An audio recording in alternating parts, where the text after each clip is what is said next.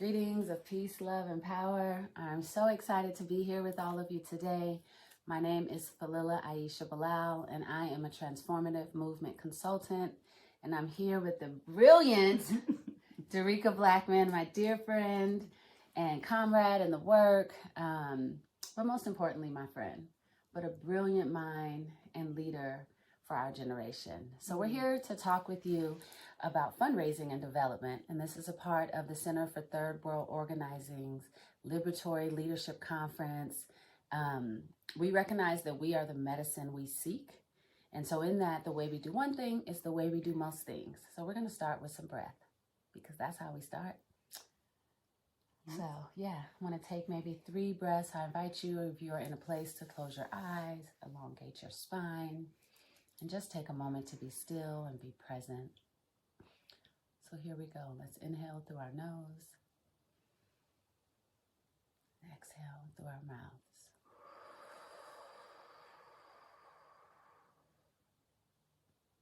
Let's inhale, filling our lungs and diaphragms. And exhale.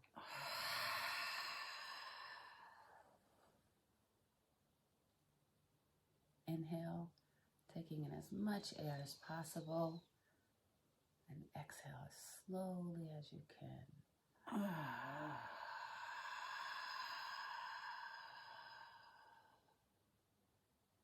Nice. I invite you to open your eyes, come back to the presence of this moment, of this video, of this conversation. And again, like I said, my name is Falilah Aisha Bilal. I'm a transformative movement consultant. I've been working with C2 for a long time now, and I'm an expert fundraiser. So, yes. Yeah. Hi, everyone. I am Dereca Blackmon. I use she and they gender pronouns. And I guess what I bring is experience. I started working in nonprofits, about 32, 33 years ago when I was a teen. And then I led a number of organizations for a number of years, and probably in the course of my time for nonprofits and universities, I've raised about $5-6 million. Yes.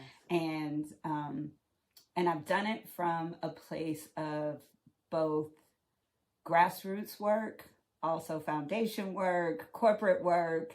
And so for me, this is an act of service. It's also an act of social justice, being able to share what I've learned. What I call the inside-outside game is a very important part of my work, to be able to go into the systems, learn from them, and then go back and share with folks who really are often trying to dismantle these systems, right? This is the goal. So a little spook who sat by the door type movement. That's right. Well, let's talk a little bit about this notion of giving as an act of social justice, because I think that that's really important, how you think about money, right? How you think about this idea that there's groups of people that have this amount of wealth or capital, thank you. And there's other groups of people that don't and that need it, right? And so a lot of what you will do in your development part of building your organization has to do with how you, as the leader, think about money, right? And so I love this concept, this notion of fundraising and development as an act of social justice, as balancing the scales, right? And so I just would love to hear more about that. I think, for me, it goes back to what were you taught about money, right?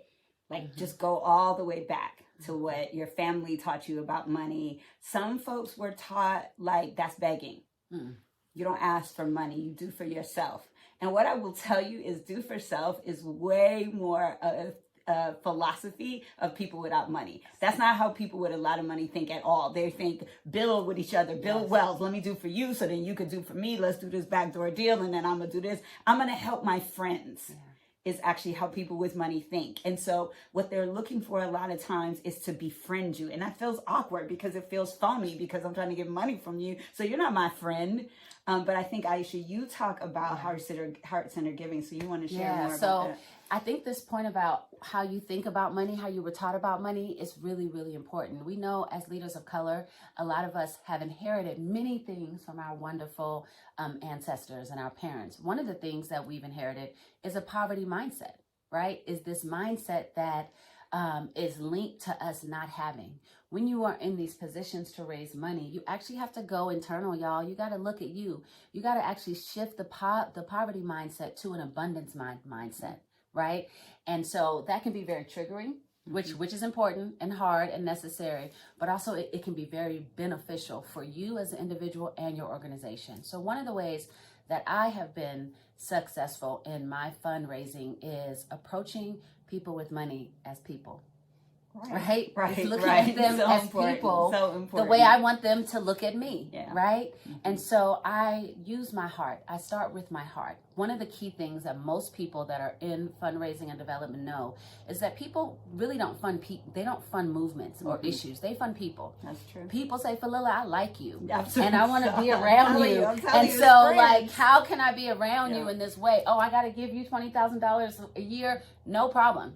Right? Because I want to be in this energetic. I share this vision. I want for police to stop killing Black people, right? And so I want to fund this mission, but I really want to be in community with you, right? And so when you approach it from that place, right? This heart-centered giving, it's actually not just about you giving me this piece of money, which we know is just a tree as we sit in Mount Shasta, surrounded by all these beautiful trees. That's where we're at right now. You actually connect to people on a heart level. And it's that exchange that creates a foundation for anything that you will build. Organizationally, interpersonally. Go ahead, jump in. So if you know us, you know we talk. So we jump in. This is a conversation. But the first thing about that is you have to believe people have a heart. Yes. Because all this negative expectation, like we vilify money, people with money, like immediately. And that's not going to work, right? If your idea is everybody who has money is evil, right? The systems are evil, but the people who, like, a lot of them are just confused. Like, I'm telling you, I did a presentation for a personal family retreat for one of the richest families it's in the U.S. And they were like, can I follow you on Twitter? Like, can we be friends? Because, like, I hang out. And they're like, I remember you because da-da-da-da. And, like, it's this connection that people want because the money is isolating. That's what's happening is people get all this money and then they don't know who to trust. And, like, a lot of the bullshit, can I say? Yes. A lot of the bullshit that we deal with in this work comes from the systems, right? Exploiting the people. And then the guilt that people have because they know that what they got came from exploiting the people. And now they're just trying to figure out, okay, I'm here now. And like, let me tell you, just keep it extra real. I've had this experience. Right. I was just about to say, this thing you're talking about is not just for like rich folks with money. This may happen to you as the executive director. Yes, your staff may turn and look at you like you making $70,000 a year or 120, and you all here with all this privilege and all this power, and you're like, "What? I'm just trying to basically survive. I almost didn't pay my mortgage a month ago, or not, I'm balling, And why do I need to feel guilty for that? I had a staff member go and tell people they didn't know how I could afford my house. As though because I had a house that was a nice house, right? That meant I must be doing something dirty in the community, right? But this is, again, your ideas about money. It didn't mean that I had a husband who worked in corporate America who was making, a hell of money, and that's how I got my house. And I used to joke all the time that he's building the evil empire and I'm tearing it down, right? Because you work it out how you work it out. Doesn't mean I'm right, but I did go from being very low income. I grew up in Detroit. Like there was, crack houses and all the things on my block and in my house. Right. And now I'm in the, top 25, top 15%. Right. But it was hard for me to do that because I felt it was wrong. And as you're fundraising, you got to clear that up with yourself. You got to clear up your why. It don't have to be my why, but like, I will tell you that I looked at the situation like, that's my money. Yep. That's our money. This is how you got this money, is you took it from the people that were exploited, or there's other ways you can get money. So I thought of that, and I had no feeling about less than when I went to get this money. I felt that I was liberating people. You were helping them. Who wanted to do something with them. They're not giving you the money because, they don't care. They're trying to figure it out. Right. Now, they will try to control you. Well, this is absolutely true. And I want to also think about us as Black people, as African descendants, who we were the capital.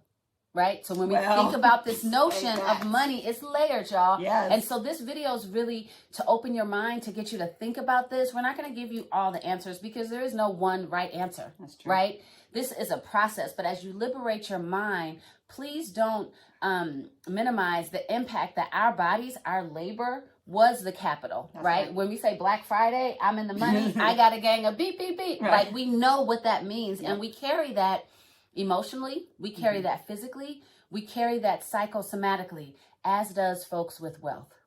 So this idea that we create a heart-centered connection creates something that actually is so powerful, and it becomes less about the money and more about the interaction. So let's just talk about some ways in which we can execute the interactions. One of the things when I've been an executive director is I don't like all the super fancy platforms. There's this software. There's this way to do it. There's all these different operations. I personally, I'm a Libra, so I like to keep things simple and balanced. So my suggestion is whatever platform you use, whatever software, whatever your operations are in executing your fundraising goals, keep it simple. Keep it simple for yourself and keep it simple for the people that want to give. I know that there's new things developed, and Dereca hopefully can speak to some of that. But I believe keeping it simple is the best way to go. And in keeping it simple, keep it frequent. Keep it frequent. Reach out to people frequently. Say what's up. A newsletter, a text, a phone call. Keep the connection happening because, again, you are creating a heart-centered connection, a relationship, and you want it to be more than just about giving, right? So you got to talk about the piece you said about showing up for them. Yes. That's so critical. Super, super important. Thank you. This is also why you need people in this process. Right. A lot of times we as executives and nonprofits think that it is a one-way relationship with our donors. We're going to call them when we're in crisis. We're going to call them when we need money. We're going to do our dog and pony show. Look at me, give me money. We forget that these are people. Right? And we forget that it might be important for us to show up for them. Right. It is your job to actually do the research to find out who they are. What are their interests? Who are their children?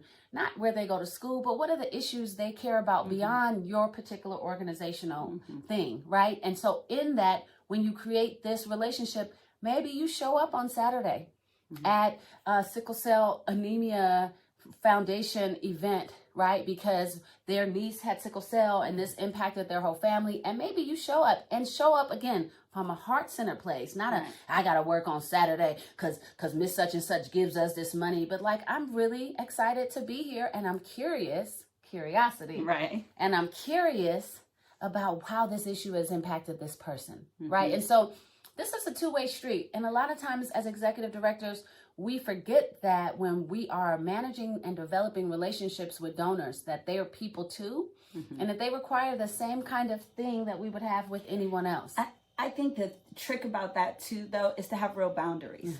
Like, I don't take money from people who try to change my work, right? Like, the work is the work. Like, I work in corporate now, and I do a lot of corporate training, and I charge a lot of money, and people like try to come in and they'll tell me like, okay, well, our people, you can't say this, you can't say that, and blah, blah, blah. And I'm like, no, if you call me, I'm going to show up and I'm going to tell the truth about systems, about structures, about power. Now, I'm going to meet you where you are. Like, I'm not going to come in and be like, you the devil and you the man and you the institution, because nobody's going to pay you to say that. Like, I don't know why we have this expectation that people are going to give you money to tear them down. Like, that's not the way money works, right? And so, but also if you just think about how you want to be treated, right? Like, when you have money, do you want people to be suspicious of you? Because that will happen with your staff.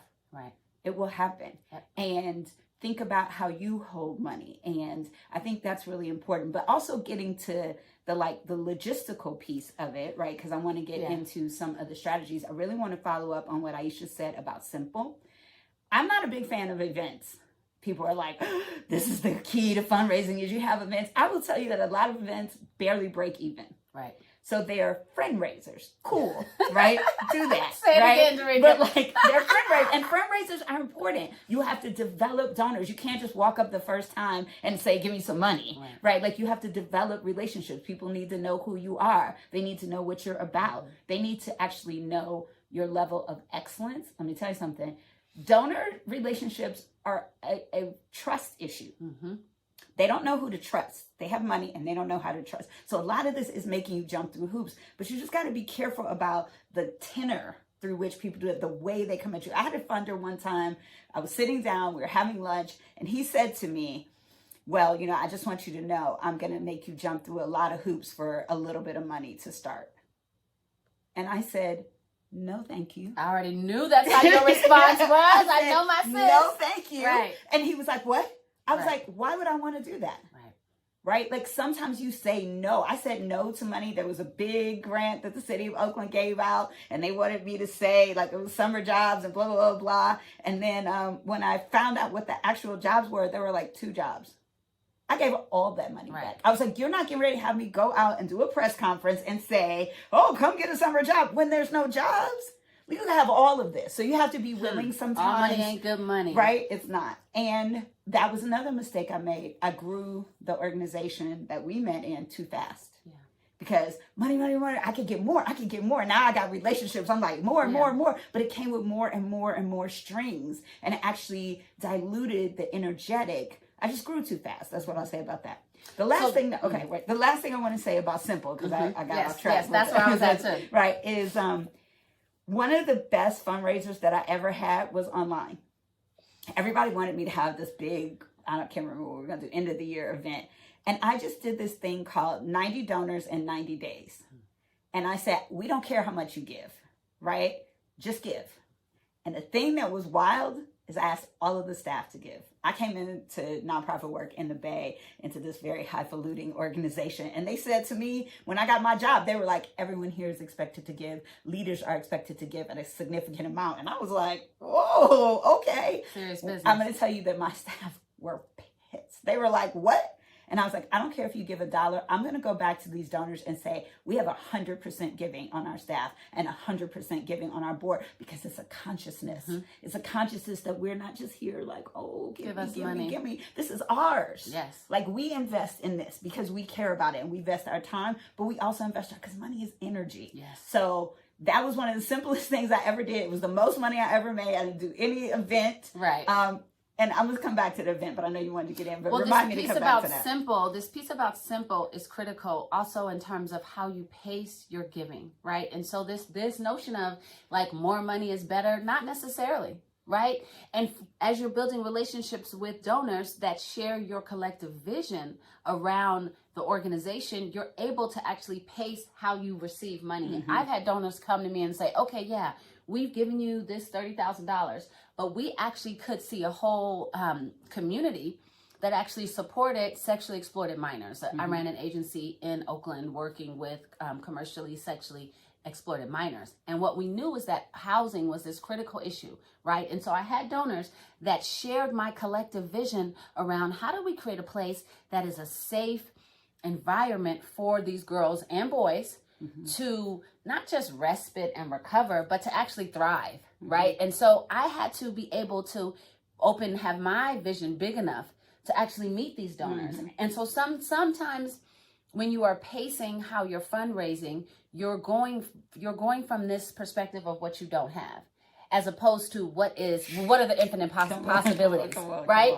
What are the infinite possibilities, and who are the people in the world that are moving from that place yes. of infinite possibilities? And how do I get in the room with those people? Yes. How do I get on the elevator with those people? How can I be washing my hands standing next to these people, right? And so, of course, you always develop your 1-minute pitch, your elevator pitch. Mm-hmm. You have your issue down and you're able to speak it at any moment. Mm-hmm. But how are you positioning yourself to be in places with people that are thinking outside the box, yes, right? Yes.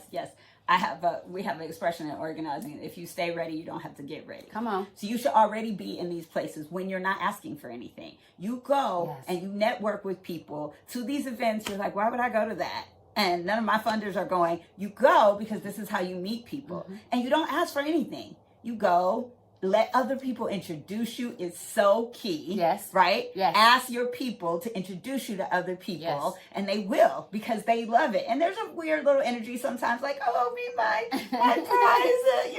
prize, and that's not for everybody. Right. So I feel that. But I will tell you, the image matters. We wish it didn't, but that's how it works. One time I had a program and I had like 200 students in the program. She was there, and there was another organization that had like 10, 15 students in their program. And some of my friends from college were giving to that. And they were like, well, you know, I think you could use some like mentoring from her. And I was like, why do you think that? Like, I'm a G in this. I've been doing this for 15 years. What would you make you think? And it was because of how she presented the organization. Mm-hmm. She was always having events that attracted the donors. They were doing like paint and sip type situation. And it was a social network that she built of her donors with each other. And she was in it. And I was like, you know, scrambling, right? I didn't have time to return emails. We might have had a spelling error in the thing because I was scrambling, right? So excellence in the way you reach donors and the way you present your stuff, right? Like excellence, right? If that's not you, if you're not the grammarian, if you're not the creative, hire somebody. Okay. One of my board chairs told me once, we were looking for a development director. And I was like, man, we're having a hard time finding anybody at the salary range. And he was like, increase the salary range. And I was like, well, where are we going to get that from? And he said to me, I don't care if the development director makes more than you, because that's who brings in the money. That's right. And I was like, hello. Wait, hello. Oh, hold on. Yep. But it was such a transformative idea for me. Yep. Like, let people do what they're really good at. Get somebody to, don't try to do everything yourself. Same board chair told me one time, if you continue to answer the phone, I'm going to fire the receptionist. Right. And that was so counter to the way I think. I know we got non-hierarchical. It's all good. I was trying to answer the phone. But he was like, I pay you too much. Right. You're not over here handling what your job is, because you over here trying to prove how down you are. Right. But this is your job. You have to do what's yours to do. Yes. And as an executive director, if development and fundraising is your area of challenge, then bring in a development director or a consultant that's going to help push you so that you can become better at that. If you have challenges creating relationships with people, you want to begin to work on that, because again, building a donor base is rooted in relationships. It's rooted in your connection with other people. And so as we bring this video to a close, we want to recap. Yeah, no, absolutely. And we want to recap, and we can keep going, but I want to remind you of this piece about your internal work on how you perceive money, how you perceive and experience the energetic flow of abundance, right? I want to remind you that your operations need to be as simple and direct as possible. I want to remind you that it's your job to actually research people and to put yourself in the room with people, right, that share not only your vision, but maybe have a bigger vision, right? Like I like to be the dumbest person in the room, not the smartest. I'm not trying to only be in rooms where I'm the boss. That's ridiculous, because I don't learn or grow, right? But if I put myself in spaces where there's all these people that are further beyond me, then I get to actually hustle. I get to actually shift, right? And grow. So, okay, I know that. I know, it's hard. We got to close. We'll come back. We got to close. We don't have to close. We have a few more minutes. Thank y'all for being with us on this journey. Go ahead. Sorry. Everybody needs a mentor. I believe in cascading mentorship. Everybody needs a mentor. You can't teach other people that they need a mentor and not have one. And it sometimes takes a minute to find the right one. I was in Leader Spring, which is a great program. And they sent me on a study trip to go see Jeffrey Canada, who ran the Harlem Children's Zone. And so I went to the study trip. It was like 3 days. I get to day 2 and I was like, when am I going to meet Mr. Canada? Right. And the guy who was coordinating my tour, he said, do you give us money? Right. And I was like, what do you mean? He said, do you give us money? And I was like, no. He was like, then you don't talk to Mr. Canada. And I just, I had the reaction some of you might have. Like, what do you mean? Like, he's too good to talk to the community organizer, blah, blah, blah. And they let me meet him. But what they wanted to know is that we understand how this system works. we understand what his role is and how his role provides for all of our other roles. It's hard sometimes to find staff who can support you in that way. But when you find them, that's invaluable. Understanding, everybody understand their role. It doesn't have to be hierarchical, right? Like I'm better than you, because that's not what he was saying. I seen him like sweep up after the teachers were gone. But that's not the point. The point was he had a role and he needed to be in it. Another, 2 quick mentoring stories. I hired a board chair, or brought in a board chair that wasn't like 300% grounded in the mission of the organization. Like he got it, he cared about it, but like people were like, you know, he's not down, like how, you know, he's not moving down. I was like, that's not what the board does. Right. That's not what this board. Right. We have an advisory board that advises the program. This board is about raising money, right, financial accountability, HR liability. That's what this board is for. And he came in and he was like, bow. And he brought all kinds of businesses that he had worked with into the fold. And again, they didn't give because of me. They didn't know me. Right. They didn't even come to a single program. All of these people gave because he asked them to. Yep. Right. And he multiplied his relationships because he did care about what we were doing. But people were kind of like, no, I'm not telling you that you have to have a rich board chair. You got to do what's right for your soul. You got to do what's right for your community, for your organization. I'm just saying, be more open to your relationship and your ideas. Same thing you've been saying the whole time about money. And you also are honestly saying, know your role. Exactly. Know what is your role to do. Your role could be to bring this person in, and then this person goes and activates your mission or your strategy in other places, right? Yeah, and he had to be able to talk about our mission. Exactly. Like it wasn't just like whack. Yeah. And also, when you think about who are your donors, think broadly. Start with tracking your personal life, right? Like for me, I went to high school, independent private high school in San Francisco. That's a whole network of donors, right? Then I went to a Black college. That's another network of donors who I haven't really come for yet. So I'm coming for y'all, face guys, okay? And then you have professional colleagues, right? And so there's know your networks. Go ahead, girl, jump in. This remember is the summer we couldn't pay for Freedom School? Yes. Do you know who paid for Freedom School? The UPS man. Right.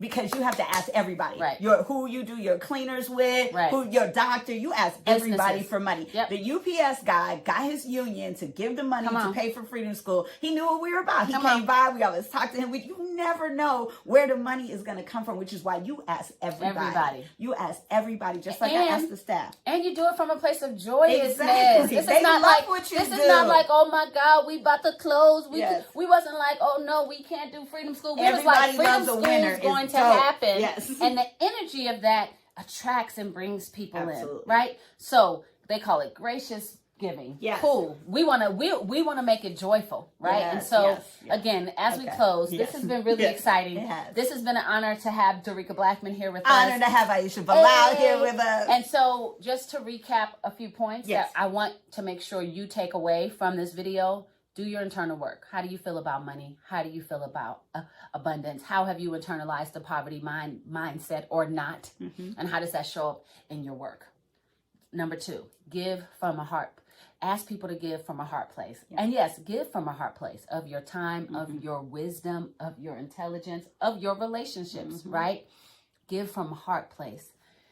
Keep your operations simple. For people and do it frequently.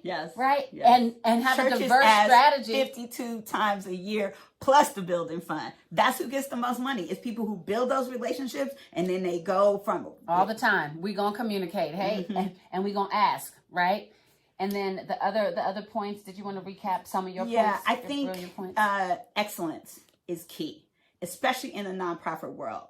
Right? When you're looking at these grants, especially when you're starting out. People are looking at the quality of your work, the quality of how you present it, the quality of what you do. Like there's something to that. Start with doing a great job. Yes. And then people will come to the work. I was raising money at Stanford and they were like, don't ask for this. Don't ask for that. Don't ask for this. And I did the opposite. I told every student to apply for the grant we had.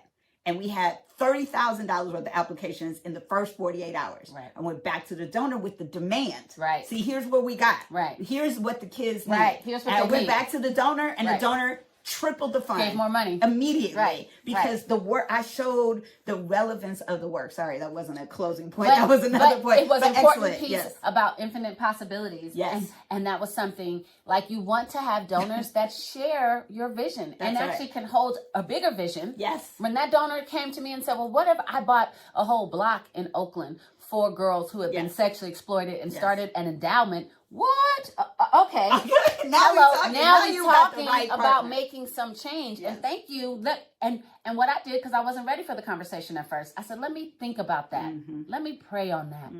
Let me just marinate on that for a minute. Because right? all money ain't good money at another point. Right, exactly. And so that's super important. Yeah. So okay, all right. We're closing. We, as you see, we get very excited about this. This is actually the one thing about nonprofit executive management that I love. I love to ask for money. It's like the thing more than anything else. I'm not gonna say more than anything else, but well, I feel a responsibility because I'm good at it. Right. I feel a responsibility that I can go in there and have these relationships and genuinely have these relationships. Yeah. Like when I'm like, hey, you know, donor such and such, right? Like I mean it. Yeah. Because I don't mess with people that I can't mean it with for the most part. Yeah. Yeah.